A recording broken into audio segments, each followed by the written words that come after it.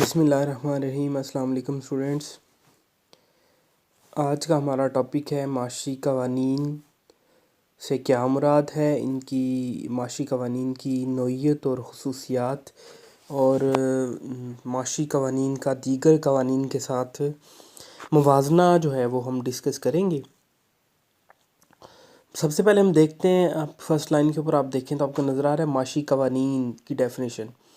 دو definitions ہیں، سب سے اوپر پہلے کامن ڈیفینیشن ہے، نیچے پروفیسر نیون کی ڈیفینیشن لکھی ہوئی ہے۔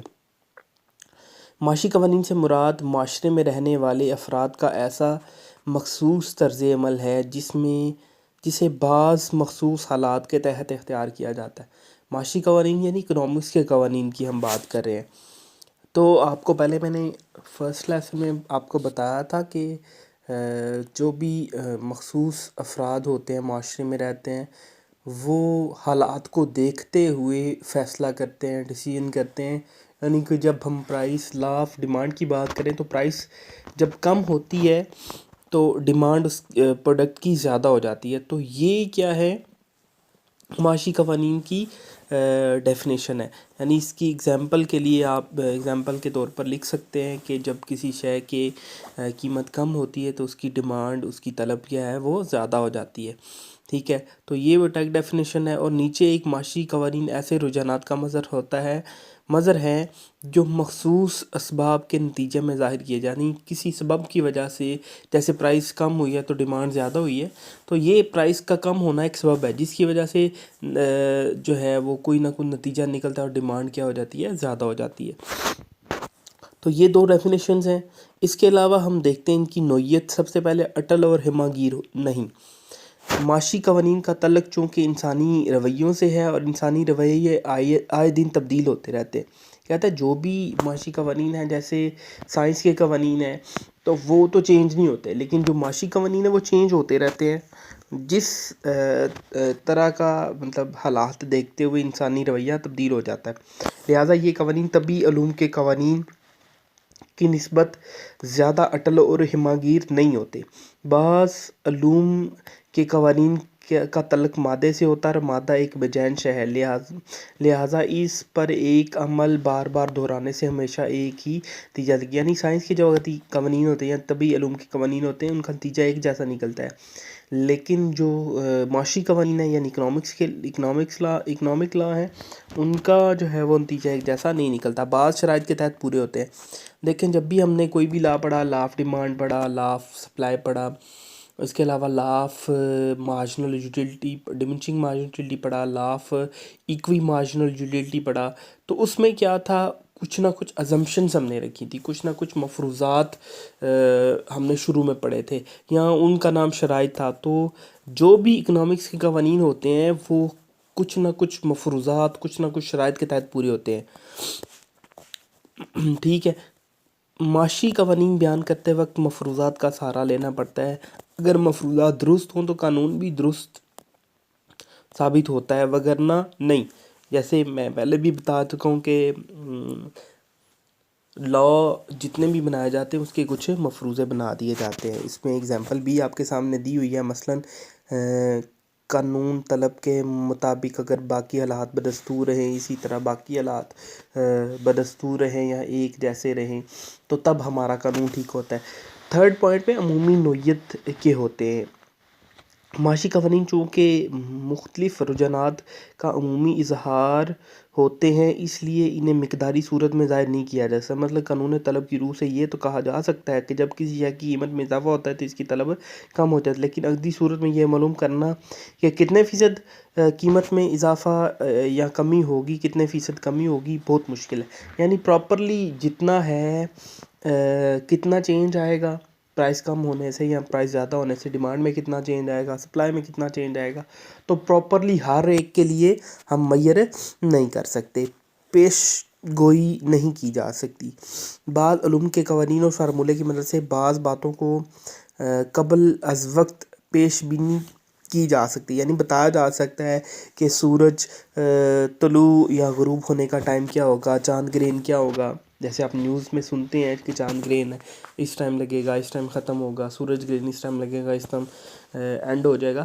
لیکن جو معاشی قوانین ہیں ان کی پیشن گوئی آپ نہیں کر سکتے، کہ نہیں بتا سکتے کہ نیکسٹ جب پرائس کم ہوگی تو لوگ ڈیمانڈ زیادہ کریں گے یا کم کریں گے یا کیا ہوگا. ٹھیک ہے، یہ صرف ایک ازمپشن کے تحت پورے ہو رہے ہوتے ہیں. نیکسٹ ہے ففتھ پہ دیکھیں آپ، سزا یا جرمانہ نہیں ہوتا. معاشی قوانین کے خلاف ورزی کی صورت میں کوئی سزا یا جرمانہ عائد نہیں ہوتا، اس لیے ان پر عمل نہ کرنے سے نہ تو حکومت کا کسی قانون کی خلاف ورزی ہوتی ہے اور نہ ہی دیگر افراد معاشرے کا کوئی نقصان پہنچتا ہے. البتہ یہ ممکن ہے کہ کسی معاشی قوانین پر عمل نہ کرنے سے کسی شخص کو ذاتی نقصان اٹھانا پڑے. مثلا کوئی صارف قانون طلب کی خلاف ورزی کرتا ہے تو کسی شے کی قیمت زیادہ ہونے پر اسے زیادہ مقدار خرید لے تو اس سے زیادہ مالی بوجھ برداشت کرنا پڑتا ہے. یعنی کہ سزا یا جرمانہ گورنمنٹ نہیں کرتی، نہ ہی معاشی طور پر کسی دوسرے فرد کو کوئی نقصان ہوتا ہے. البتہ جو اپنا کوئی چیز خرید رہا ہے یا بیچ رہا ہے اس بندے کو ذاتی طور پہ کچھ نہ کچھ نقصان ہو سکتا ہے. ٹھیک ہے، دیگر معاشرتی علوم کے قوانین کے مقابلے میں زیادہ صحیح ہے.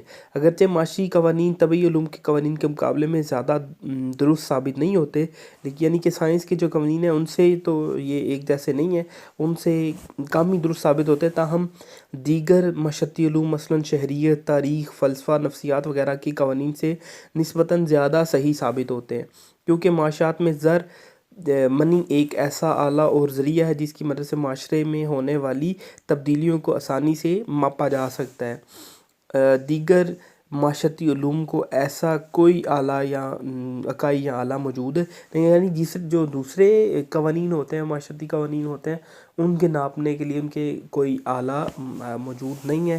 لیکن جو معاشی قوانین ہیں ان میں زر ایک آلے کے طور پر استعمال ہوتا ہے، منی ایک آلے کے طور پر استعمال ہوتا ہے. ٹھیک ہے، جس سے ہم تھوڑا بہت جو ہے زیوم کر سکتے ہیں کچھ چیزیں. اختیاری نوعیت کے ہوتے ہیں. اختیاری نوعیت کا مطلب ہے کہ کوئی بندہ ان کے اوپر عمل کرے یا نہ کرے، یہ اس بندے کی اپنی مرضی ہوتی ہے. ٹھیک ہے، آگے نیکسٹ ہے معاشی قوانین اور دیگر قوانین کا موازنہ. ٹھیک ہے، سب سے پہلے معاشی قوانین اور ریاستی قوانین. کسی ملک کے حکومت ملکی نظم و نسق چلانے کے لیے جو قوانین نافذ کرتی ہے اسے ریاستی قوانین کا نام دیا جاتا ہے. ان قوانین پر عمل درآمد کے لیے وہ پولیس اور عدالت جیسے محکمے قائم کرتی ہے. ان محکموں کے قوانین پر ہر شخص پر پابندی لازمی ہے اور خلاف ورزی کرنے کی صورت میں قید یا جرمانہ کا سزاوار ہوتا ہے. یعنی قید ہو سکتی ہے، جرمانہ ہو سکتا ہے.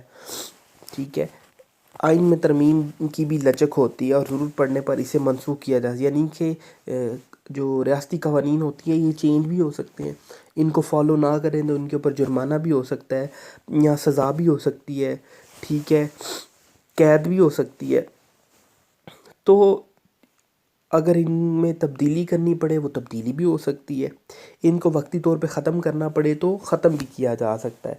لیکن اگر ہم معاشی قوانین کی بات کریں تو یہ اختیاری نوعیت کے ہوتے ہیں. ان کا جو بار بار جو ہے کہہ سکتے ہیں کوئی سزا یا جرمانہ یا کوئی قید اس کے اوپر جو حکومت ہے وہ نہیں دے سکتی. ہاں، البتہ ان کی خلاف ورزی کرنے کی صورت میں جو ہے وہ سزا یا جرمانہ نہیں ہوتا، بلکہ خود کو نقصان یا فائدہ ہو سکتا ہے. ٹھیک ہے، اور ان کو منسوخ بھی نہیں کیا جا سکتا ہے. وقتی طور پہ ہم کہتے ہیں کہ ریاستی قوانین تو ختم ہو سکتے ہیں لیکن جو معاشی قوانین ہیں یہ ختم نہیں ہوتے. ہر بندہ اس کو فالو بھی کر سکتا ہے اور اس کو چھوڑ بھی سکتا ہے. معاشی قوانین اور اخلاقی قوانین، ان دونوں میں اب موازنہ ہے. مذہب اور تہذیب و معاشرت کی سربلندی کے لیے افراد معاشرہ خود جو اخلاقی پابندیاں اپنے اوپر عائد کرتے ہیں ان سے اخلاقی اقدار کے فروغ کے ساتھ ساتھ امر و نہی کہ معاشرتی قوانین کو بھی رائے عامہ کی حمایت حاصل ہوتی ہے، یعنی بعض کام کرنے سے بعض نہ کرنے سے بطور خاص زور دیا جاتا ہے، مثلا دوسروں کے ساتھ ہمدردی سے پیش آنا، ہمیشہ سچ بولنا، کسی کا دل نہ دکھانا، غیبت نہ کرنا، ان کی خلاف ورزی کرنے پر ہر چند حکومت کی طرف سے سزا نہیں ہوتی، تاہم معاشرے میں ایسے شخص کا وقار گر جاتا ہے۔ ٹھیک ہے، پتہ چل گیا کہ جو اخلاقی قوانین ہوتے ہیں، اخلاقی قوانین میں کیا شامل ہے؟ جھوٹ نہ بولنا، کسی کا دل نہ دکھانا، ٹھیک ہے، کوئی غیبت نہ کرنا، چغلی نہ کرنا، ٹھیک ہے، گالی نہ دینا، یہ جو ہے ہمارے اخلاقی قوانین ہیں۔ ان کے اوپر جو حکومت ہے کوئی سزا وغیرہ تو نہیں دیتی، لیکن اخلاقی طور پہ معاشرے میں اس انسان کی جو عزت ہے وہ باقی نہیں رہتی، عزت کم ہو جاتی ہے۔ جو بھی سنتا ہے اس بندے کے بارے میں یہ فلاں بندہ جھوٹ بول رہا ہے، تو اس کی عزت اور وقار جو ہے وہ گر جاتا ہے۔ لیکن اگر ہم دوسری طرف معاشی قوانین کی بات کریں تو ان کے فالو کرنے یا نہ کرنے سے ایک تو حکومت بھی سزا نہیں دیتی، دوسرا معاشرہ بھی اس کے لیے کوئی سزا یا جرمانہ یا اس کو اخلاقی طور پہ گرنا نہیں کہہ سکتا، ٹھیک ہے۔ اور یہ واقعی ہی جو ہے اس کو مطلب کہہ سکتے ہیں کہ معاشرے میں بھی اس طرح نقصان دہ نہیں ہے، ٹھیک ہے۔ اس کے علاوہ تھرڈ پوائنٹ پہ ہمارے پاس معاشی قوانین اور طبعی قوانین کے دونوں کے درمیان جو ہے وہ موازنہ ہے۔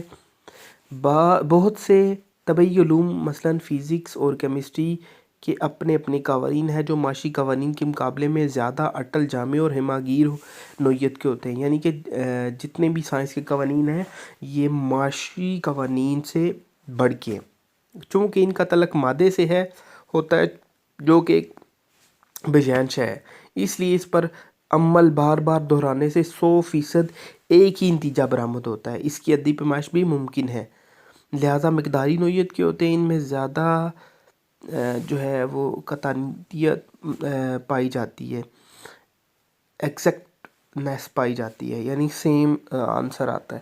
آپ دیکھیں جو سائنس کے قوانین ہیں طبی قوانین ہیں، کیونکہ ان کا تعلق مادے سے ہے، بے جان شے ہے، جب بھی کوئی بے جان شے کے اوپر کوئی آپ ایکسپیریمنٹ کریں گے، کوئی تجربہ کریں گے تو ہر دفعہ وہ سیم ہی آنسر آئے گا۔